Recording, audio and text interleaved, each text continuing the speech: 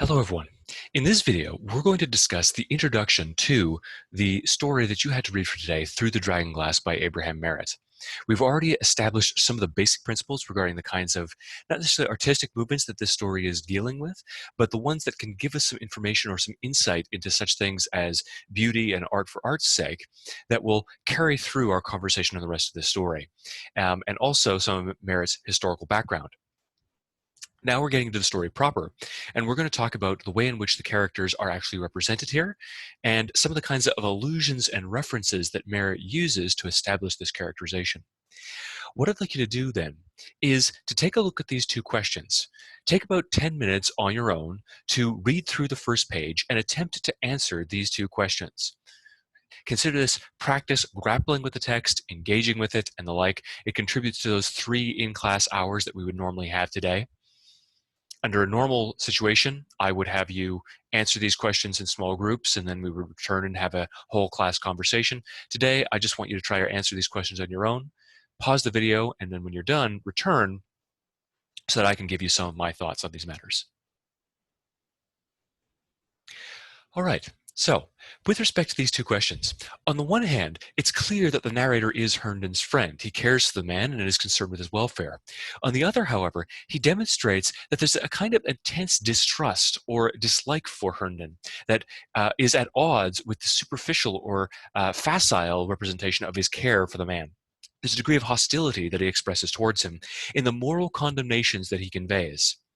Some of these can be a little bit difficult to parse out, and we're going to go over them together. Look at the kind of language that the narrator uses to describe Herndon. He classifies him as a pirate. Right? The assault on the Forbidden City was a burglar party, and Herndon himself has a buccaneering fancy. And there's something romantic about pirates, certainly, in the kind of language he uses, something grandiose and magnificent in these acts of pillaging and looting. But those terms themselves, pillaging and looting, have negative connotations. So carrying through his description of Herndon and Herndon's actions is this sense of disquiet and sense of moral condemnation. This somehow seemed to put the stamp of legitimacy on his part of the pillage. So he says Herndon gave some of his spoils to museums and the like, but this was just to put the stamp of legitimacy to his pillage. And so again, there is that moral condemnation on his part. One of the ways that we can tell that the narrator is actually condemning Herndon here is by way of his reference to Peking's Mission Vineyards at the end of the first paragraph.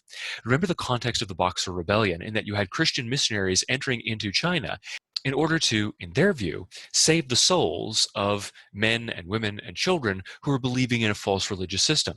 So whether you agree with the missionaries' actual, the validity of the missionaries' intentions, the motives themselves were pure. And likewise, the missionaries, many of them, died. They were condemned to death for their attempt to spread the faith. So you have Peking's Mission Vineyards described here.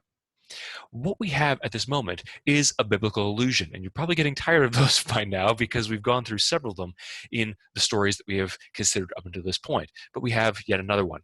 Now, in order to understand the particular allusion, we have to recognize a few facts about the way in which the Bible is organized and the kind of literary genres and approaches that are adopted within it. As we've already established, the Bible, or the book, is composed of a series of sub-books. So you have Genesis, Exodus, Leviticus, Numbers, Deuteronomy, etc. And those themselves are aggregated into two major subcategories, what a Christian would refer to as the Old Testament and the New Testament. The New Testament, which focuses primarily on the Christian message embodied by Jesus and reflected in his teachings and the generations of apostles that followed after him, is divided up into a series of different segments. These segments reflect the different literary genres.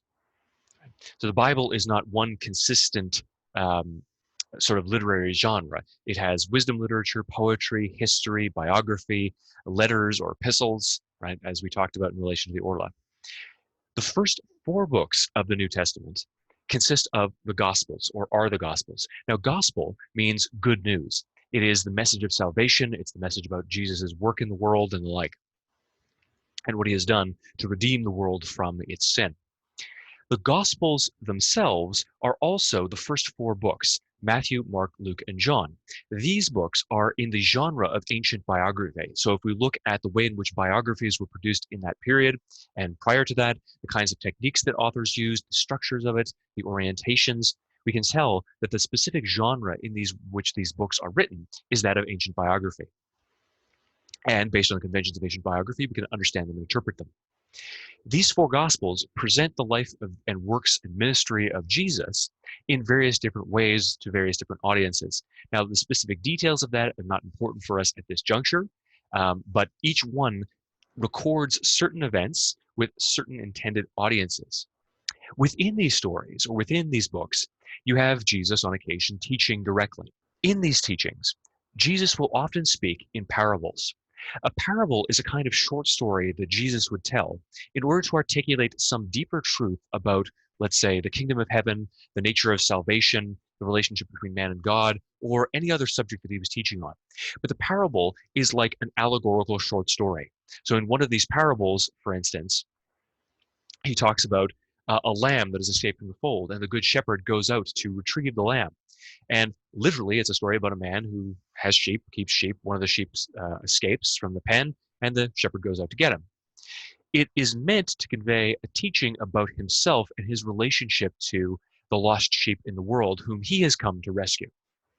So he's articulating quote unquote truths about himself, about the kingdom of God, and the like, by way of these allegorical narratives that are symbolically meant to represent him or God or the operational relationship between sinners and the kingdom of heaven, or saints and redeemed people in the kingdom of heaven. So, one of the things to which Abraham Merritt alludes here with his reference to Peking's missionary vineyards is the parable of the vineyard. Okay.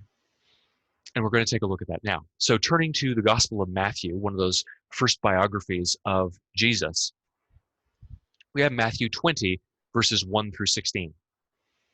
Jesus, again, speaking in parables, speaking in allegory, in a sense.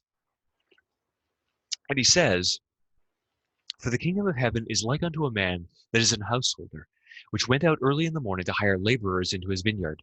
And when he had agreed with the laborers for a penny a day, he sent them into his vineyard. And he went out about the third hour, and saw others standing idle in the marketplace, and said unto them, Go ye also into the vineyard, and whatsoever is right I will give you. And they went their way. Again, he went out about the 6th and 9th hour, and did likewise. And about the 11th hour he went out, and found others standing idle, and saith unto them, Why stand ye here all day idle? They say unto him, Because no man hath hired us. He saith unto them, Go ye also into the vineyard, and whatsoever is right ye shall receive. So this man has gone out several times during the day, with an hour into the day, 3 hours of the day, 6 hours, 9 hours, and 11 hours in this 12-hour day of work. And he's hired people at each of those times. The first group, he said, I will pay you a penny for the day's labor. And to each group after that, he said, I will give you what is right. So when the evening was come, the Lord of the vineyard saith unto his steward, Call the laborers and give them their hire, beginning from the last unto the first. And when they came that were hired about the 11th hour, so the people who have only worked 1 hour as opposed to people who have worked 12, they received every man a penny. But when the first came, they supposed that they should have received more, and they likewise received every man a penny. And when they had received it, they murmured amongst the good men of the house, saying, These last have wrought, they've worked only 1 hour, and thou hast made them equal unto us, which have borne the burden and the heat of the day. What's up with this? We've worked for 12 hours, bearing the heat of the day in the midday sun, slaving for you, and you gave us a penny. You give these people who came in the 11th hour and did almost nothing in the cool of the evening the same money that you did us, the same pay that you did us. How is that fair? And the Lord answers them, Friend, I do thee no wrong. Didst not thou agree with me for a penny? Take that thine is, and go thy way. I will give unto this last even as unto thee. Is it not lawful to me to do what I will with mine own? Is thine eye evil because I am good? So the last shall be first, and the first last. For many be called, but few chosen. So the landowner here, the owner of the vineyard, says to these people, You agreed to work for me for 1 penny. That was fair. Who are you to say that I'm evil because I am incredibly generous and I decided out of my own largesse and the goodness of my heart to give these people at the end of the day the same amount of money that I gave you? You agreed to work for that amount for 12 hours, and we have held our agreement. And I'm the one who doles out rewards as I see fit. So why do you have this evil eye? Why are you looking upon me with evil and them with jealousy? Because I'm good and generous. Now, when the narrator here alludes to Matthew 20, 1 through 16, and the generosity of God who gives to all laborers, regardless of whether they've worked slave for 12 hours or just worked for one, whether they converted and worked for the kingdom of God for their entire lives, or whether they are new converts who convert on their deathbeds and seek for salvation that's given from God. Regardless, they receive the same reward. Now, this is adopted by the narrator as a kind of condemnation and a sarcastic repudiation of Herndon. So, he says Herndon was able to sail through the Narrows with as much of the Son of Heaven's treasures as the most accomplished laborer in Peking's missionary vineyards. Think about what he's actually saying. Herndon came in at the 11th hour and sailed away a rich man, incredibly wealthy. But those men who entered in at the first did not receive the same reward. They received death for their troubles. Right? Those people who had gone in out of the kindness of their hearts, out of a sincere devotion to their religion and their faith, to try to convert people that they believed needed salvation, whether that's true or not, they received death. They received nothing. Herndon went in at the 11th hour and received, well, great riches because of his greed. So embedded in this sort of Christian illusion is, again, that condemnation of Herndon. If you want a breakdown of that particular view or interpretation of the allusion to Matthew 20, you can take a look at the following slides or pause the video here. Now, the narrator and the dragon glass. Remember that the narrator has couched his first encounter with the dragon glass in this conversation about Herndon, where he expresses a relatively light but still sincere moral condemnation of the man. Now, look at how he describes the dragon glass in paragraph 3. But the dragon glass, because he had never seen anything quite so wonderful, he set up in his bedroom where he could look at it first thing in the morning. And he placed shaded lights about it so that he could wake up at night and look at it. Wonderful. It was more than wonderful, the dragon glass. Whoever made it lived when the gods walked about the earth, creating something new every day. Only a man who lived in that sort of atmosphere could have wrought it. There was never anything like it. So the force of the moral condemnation, quasi-moral condemnation, that he has about Herndon's lack of appreciation for the dragon glass is far greater than that for Herndon's pillaging of the Forbidden City and the atrocities they committed during the Boxer Rebellion and the suppression of the Boxers. Suddenly, the dragon glass and the representation of beauty that it instantiates is far more important to the narrator. It provokes this far more aggressive and emotive response than did anything that Herndon did to the poor people in the Forbidden City, or the way in which he made mockery of the religious or the sacrifices of the religious people who went to try to convert the indigenous Chinese and their deaths. The dragon glass itself is a kind of representation of beauty. The narrator becomes obsessed with this beauty to the point that the appreciation of beauty itself, or the object that instantiates beauty, is far more important to him than almost anything else. A parallel develops in his relation of information regarding Herndon. The narrator shifts from objective relation of facts to moral judgments of them. The narrator provides objective facts regarding Herndon, looting the Forbidden City and how he escaped and the like, and then he provides moral condemnation and commentary on it. When he says that a little of it following a vague religious impulse he presented to the Metropolitan Museum. This somehow seemed to put the stamp of legitimacy on his part of the pillage, like offerings to the gods and building hospitals and peace palaces and such things. Then, this pattern, as it repeats in relation to the dragon glass, gives us a clue to the narrator's motivations and his reason for not simply destroying the mirror when he has the chance. He has the opportunity to destroy the dragon glass and seal off the evil that threatens him from the other world. But instead, at the end of the story, he's just sitting there clutching his shotgun or his elephant gun, looking at it, unable to sleep. Why doesn't he just destroy it? It's because he can't. He's obsessed with the beauty that it represents. Again, we have this repetition. He provides us with objective information and then moral condemnation. The dragon glass, because he had never seen anything quite so wonderful, he set up in his bedroom. Wonderful. It's more than wonderful, the dragon glass. Objective information supplied to him by Herndon, who must have told him about why he had saved the dragon glass and the fact that he had never seen anything so wonderful, and then moral condemnation, correction, and outrage. So the narrator applies an aesthetic judgment here.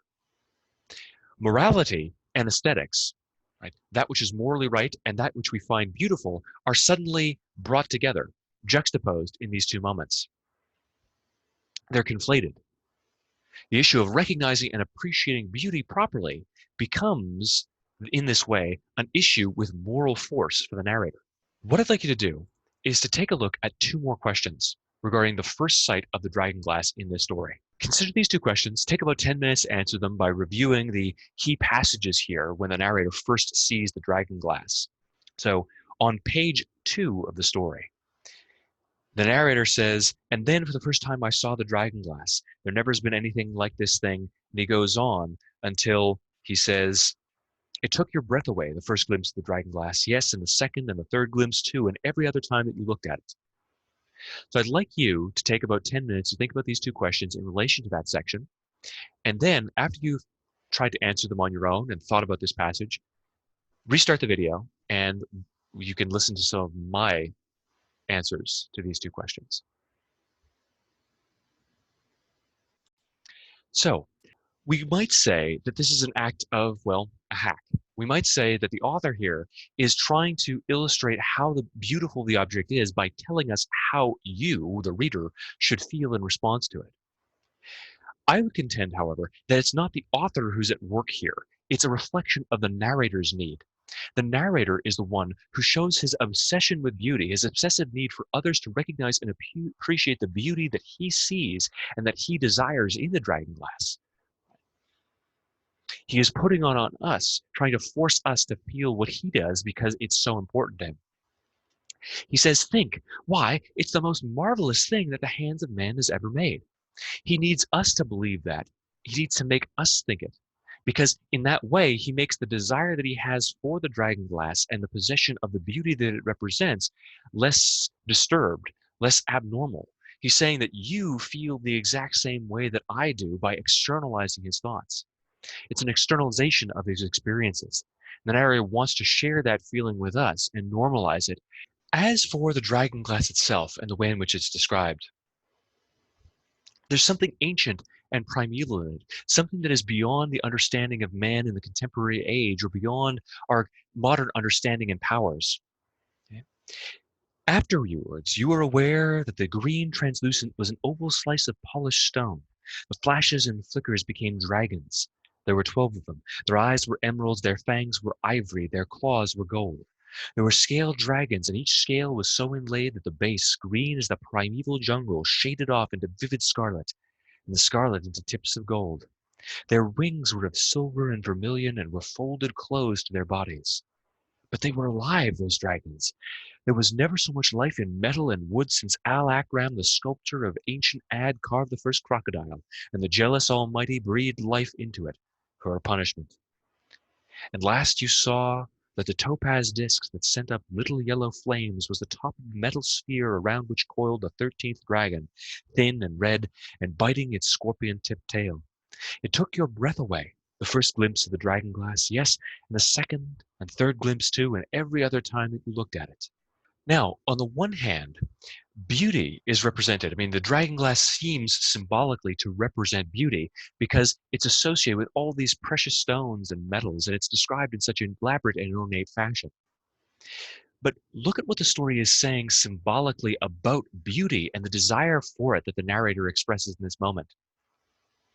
As he starts out, he says, "At first, all you saw was a cool, green, shimmering translucent, like the sea when you're swimming underwater on a still summer day and look up through it." So he begins this description by saying it's like I am underwater looking up at the sky or looking up at that shimmering surface of the water, seeing the lights beyond. And he closes it off by saying that the moment you look at it, when you first see it, it took your breath away, the first glimpse of the dragon glass. Yes, and the second and the third glimpse too, and every other time you looked at it. So what's the implication here? It's like swimming underwater. What starts out as beautiful and wondrous in his description suddenly takes on a negative cast because it takes your breath away every single time you look up on it, the first time and the second time and the third time and every time you look. And it's like swimming underwater. Suddenly, it's like drowning. You can't breathe as you look at it. And the beauty, as you become more fixated upon it, and the longer you look at it, becomes this dangerously enrapturing thing that can drag you under the water, keep you there, and drown you. Now, the narrator also registers the danger in it as his description of the dragon glass metamorphosizes over time. Look at what happens to the narrator's view of the dragon glass as he continues. He says, "It's the most marvelous thing that the hands of man ever made. What is that stone, jade?" And then Herndon says, "Wait and watch," said Herndon. "Tell me what you see." I looked into the glass. At first I could see nothing but the rays shining farther back into the infinite distances, it seemed. And then, "Good God," I cried, stiffening with horror. "Jim, what hellish thing is this?" So suddenly the dragon glass, as a reflection of that danger hidden within it, has moved from being this wondrous work of art to this hellish thing. I can see through infinite distances, and yet what I see is as close to me as though it were just on the other side of the glass. I see a cleft that cuts through two masses of dark green. I see a claw, a hideous claw that stretches out through the cleft. The claw has 7 talons that open and close, open and close. Good God, such a claw, Jim. It's like the claw that reaches out from the holes in the lamb has held to grip the blind souls as they shudder by. So suddenly this divine heavenly mirror is now connected to hell. It's despoiled and transformed into this ugly, malicious, hideous thing. Beauty and horror. Now, merit is conveying to us something remarkably important, and it's also reflected in Lovecraft's definition of the weird tale. Remember that Lovecraft said that the weird tale is all about granting us a kind of transport away from mundane, prosaic existence, giving us an escape from all this drudgery that we see around us. And yet, at the same time, when we do so, we encounter something that is fundamentally horrifying and alien. The weird tale is a vehicle for horror and dread, precisely because it transports us beyond the norm. So that quest for something beyond the norm, for transport into resplendent and wondrous experiences beyond what we see around us, is inextricably linked with the experience of terror and dread. The dragon glass itself symbolically is a representation of a similar kind of reality, of the relationship between terror and beauty. And in a sense, the way in which the weird penetrates into this quest for beauty and destroys it. What we have here is a moment of resplendent or transcendent beauty that is then despoiled and destroyed as the true nature of the mirror is revealed. That surface beauty is cast away or is sheared away by the horror that exists behind it, and the claw emerges forth and it comes into view. There's a transition from this thing of beauty, this thing that was crafted by the gods, to this hellish thing filled with devilish illusions.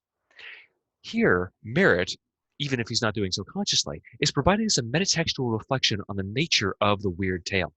Beauty and terror are always a hair's breadth away, just as awe and terror are.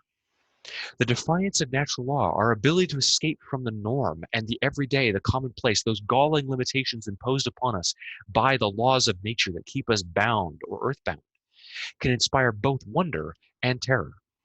Lovecraft desired the former, that escape from the norm, but he accepted it, the latter, as a natural and necessary concomitant. In this tale, fantasy and wonder and beauty devolves, descending into a weird narrative. He looks into the mirror, the narrator does, and says that it is a hellish thing. There's a complete inversion of associations that are spoiled by the merest glimpse of the weird that lies beyond the dragon glass, the horror of the devilish claw, this strange other world. Beyond the surface appearance of things, beyond the world of the seen and the known, there are spheres of power and forces of which we can only become dimly aware. Beauty now becomes demonic. Like the claws of the dragon that were once wrapped around the mirror and resplendent in jades and vermilions and golds are now the claws of the beast beyond the mirror. Wonder and awe and beauty have transitioned effortlessly through a mere slight shift in perspective into horror. That in itself is a reflection of the way in which the weird tale functions. It is a reflection of the nature of the weird tale. The weird tale is like a dream. It's akin to what the surrealists said about their art. There's a desire to capture the workings of the unconscious mind, of the ephemeral logic of dreams that transport us beyond the norms of this world and gives glimpses of higher reality that are afforded to them by the contemplation of instincts that are untrained by the trappings of reason and rationality. In the weird tale and in fantasy, you have that same overturning of laws as we understand them. Lovecraft's ideal of the weird is to be a painter of moods and mind pictures, a capturer of an amplifier of dreams and fancies. But they can be one and the same. The move from the fantastic and the awe-inspiring and the wondrous to the terrifying are parallel experiences in our reflections on, well, fantasy and that kind of literature and the weird and dread. In the next video, we're going to pick up on this idea of the relationship between beauty and the artist in order to contemplate what Merritt is saying about the quest to obtain beauty.